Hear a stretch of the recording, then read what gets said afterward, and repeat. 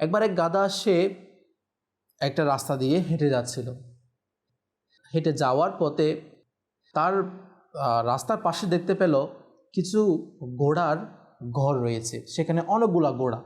এখানে লক্ষণীয় বিষয় যেটা, সেটা হচ্ছে যে গাধা ছিল সে ছিল একটু দুর্বল টাইপের, আর অপরদিকে সেই দুর্বল টাইপের যে গাধা, সে যখন রাস্তা দিয়ে হেঁটে যাচ্ছে, সে যেই ঘোড়াগুলা দেখতে পেয়েছিল সেগুলো ছিল অনেক শক্তিশালী।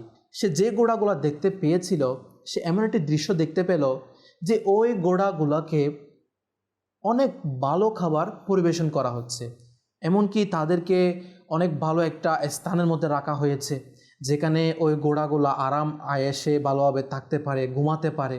গাধা যখন এই দৃশ্যগুলো দেখছিল, ঘোড়াদের এই দৃশ্য যে ঘোড়ারা অনেক আরামের মধ্যে রয়েছে, ভালো খাবার খাচ্ছে, তো গাধা যখন এই দৃশ্যটা দেখতে পেল, দেখার পরে সে আফসোস করতে লাগলো যে এই শক্তিশালী ঘোড়া সে কতই না আরামের মধ্যে রয়েছে, তাকে কতই না তার মালিক সুন্দর ভালো ভালো খাবার পেশ করছে, ভালো ভালো খাবার তাকে খাওয়াচ্ছে, এমনকি তাকে যে স্থানে রাখা হয়েছে সেই স্থানও কত আরামের জায়গা। কিন্তু আমি গাধা, আমার কোনো ঠিক ঠিকানা নাই, আমার খাবারের কোনো বলতে গেলে ভালো খাবার পরিবেশন করার কেউ নেই, বা আমার যে স্থান আমি ঘুমাবো সেই স্থানও আমার কোনো ভালো কোনো স্থানে যে আমি আরাম করে কি ঘুমাবো। এই বিষয়গুলো ওই ঘোড়াদের স্থানগুলো, ঘোড়াদের দৃশ্যগুলো দেখে দেখে এই গাধাটা চিন্তাই করে যাচ্ছে।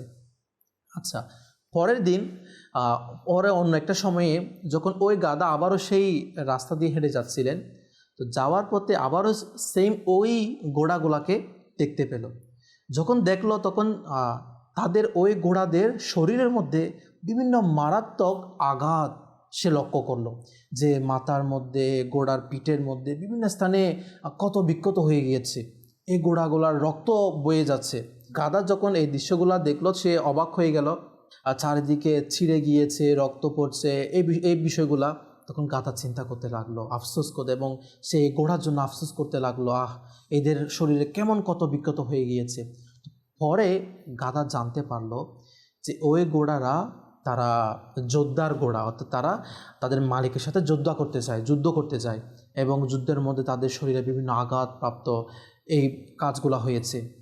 তো এরপরে গাধা চিন্তা করতে লাগলো যে আমি এই ঘোড়াগুলো হয়তো বা আরাম আয়েসের মধ্যে রয়েছে, ভালো খাবার পরিবেশন করা হচ্ছে, কিন্তু তারা যুদ্ধের মধ্যে যায়, তারা শক্তিশালী হওয়ার কারণে তারা যুদ্ধের মধ্যে যায়, এবং তারার যে শরীর কত কত বিক্ষত হয়ে গিয়েছে, এই বিষয়ে যখন সে লক্ষ্য করলো, তখন সে গাধা আল্লাহ তাআলার দরবারে শুকরিয়া জ্ঞাপন করতে লাগলো, এবং সে আল্লাহ তাআলার দরবারে তার কাছে যা আছে তা পেয়ে সে শুকরিয়া জ্ঞাপন করে করে সে ওই রাস্তা দিয়ে অতিবাহিত হতে লাগলো।